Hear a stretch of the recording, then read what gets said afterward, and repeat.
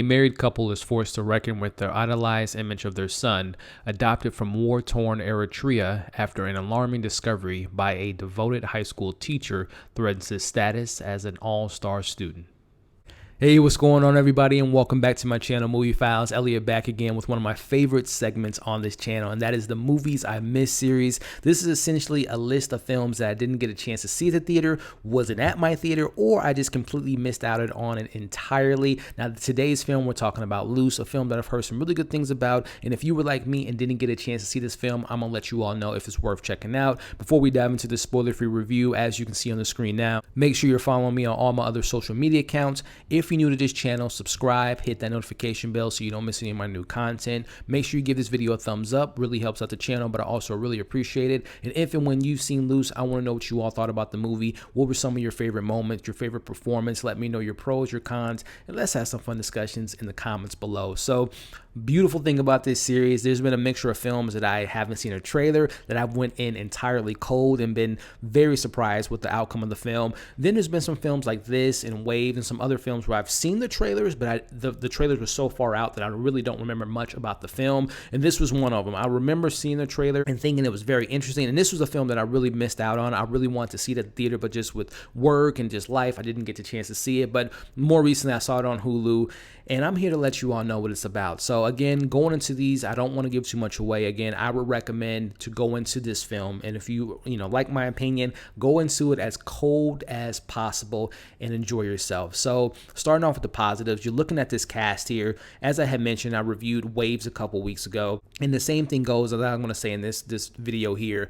Calvin Harrison Jr., if you don't know about him, look him up. Check out his content in regards to Waves, this film, some other projects he's been in. I can't wait to see what he does in Euphoria Season 2. I mean, the guy just has the charm, the charisma, the dark, menacing side, but also he demands your attention whenever he's on screen. Such a great actor, and so excited to see him become the megastar that he is going to become. You have Octavia Spencer, who's an Academy Award winner, whether it be her in The Shape of Water, The Help, or in a film like Mom, which I absolutely did not like at all, but she was fantastic in that film. She does a great job, and I'm gonna break all these characters down, but just going over the cast, finishing up here. Naomi Watts, who's been nominated for an award, hasn't won, but she is such a fantastic actress, and I loved everything I've seen her in. And then wrapping up the cast, you have Tim Roth, who I've been a fan of since the 90s, seeing him in Reservoir Dogs and seeing him pop up in different films. I think he's a fantastic actor, and we're going to talk about him in this review as well. But the cast is great, and then without this cast, man, this is a lot of stuff going on in this film in regards to the subject matter, the themes, the conversations being brought up, and I thought that these actors did such a great job of portraying their characters. Now, starting off with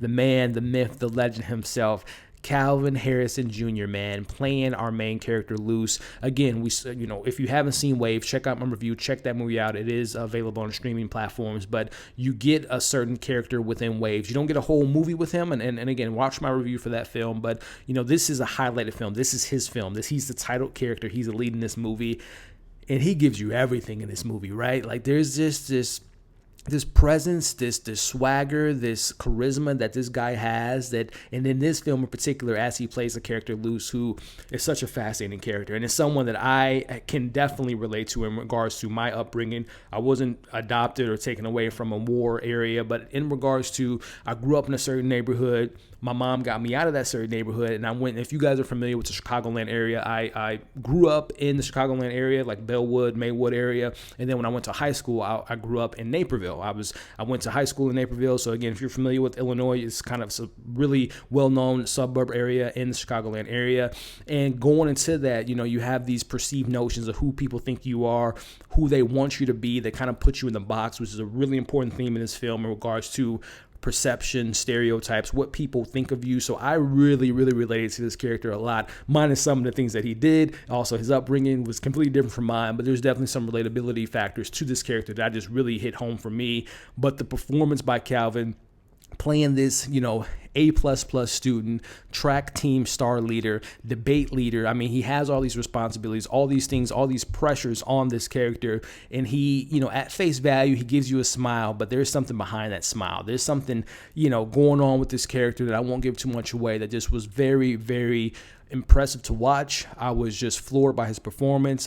I want to see him play. And, this movie is presented in a drama, but this is a psychological thriller in a sense. And he gives you those psychological moments, whether it be with him and his mom scenes, seeing him and Octavia Spencer going back and forth. This kind of cat and mouse game was fantastic.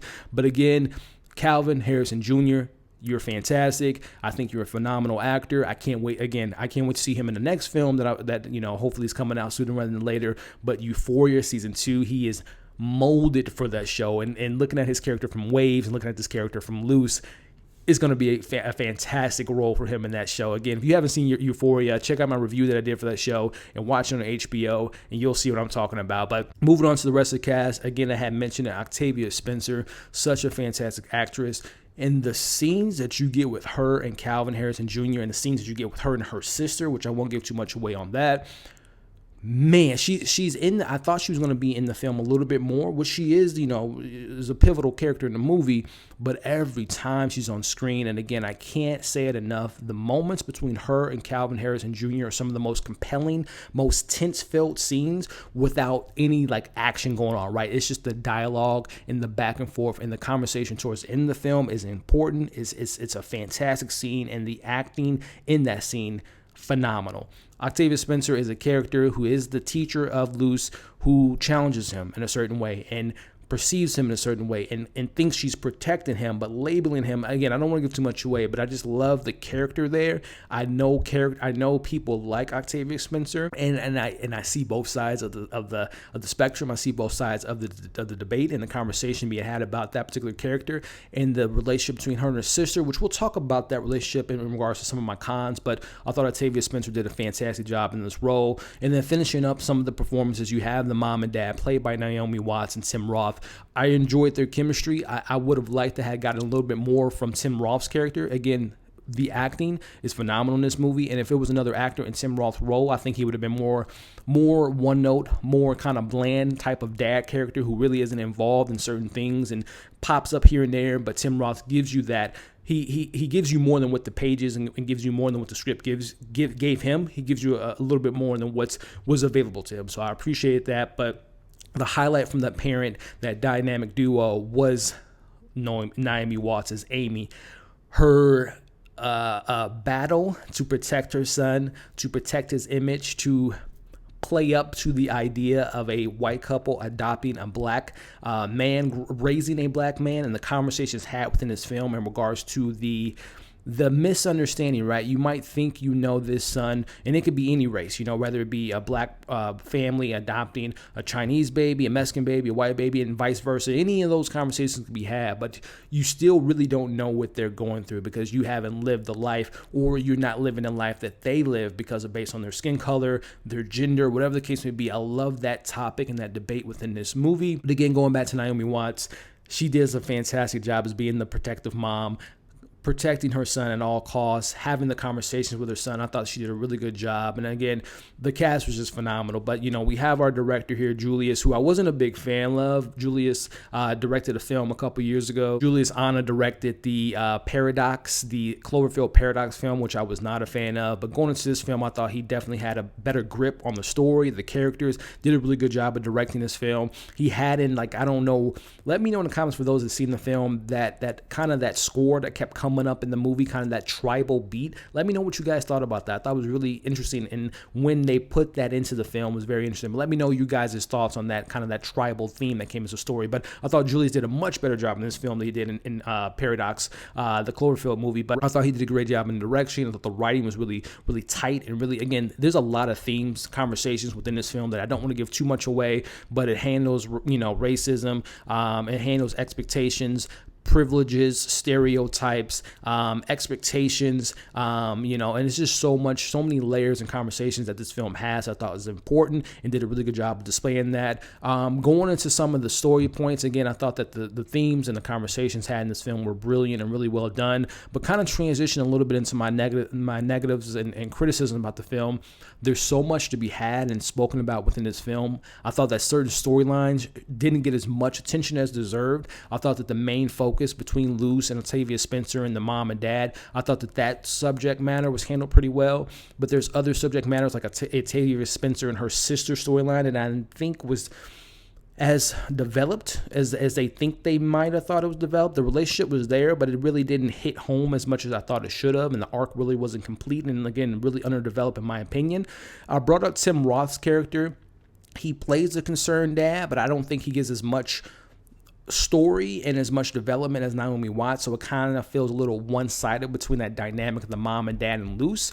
Some other criticisms, there were some issues in regards to, again, there are a lot of topics within this story, and again, I don't want to give too much away, but certain topics like Tim Roth and Amy, the husband and wife dynamic, there's a certain storyline in regards to not having their own child and adopting a child of another ethnicity that they touch on, but they don't really dive into it as much as I thought they could have. But again, I thought that the main storyline was really well done. It's just the other subplots didn't get as much development as I think they could have. With an hour and 49 minutes, I thought the film could have been a little bit longer to dive deeper into those conversations. Outside of that, there were some performances from some other supporting cast members, like some of Luce's classmates, his girlfriend.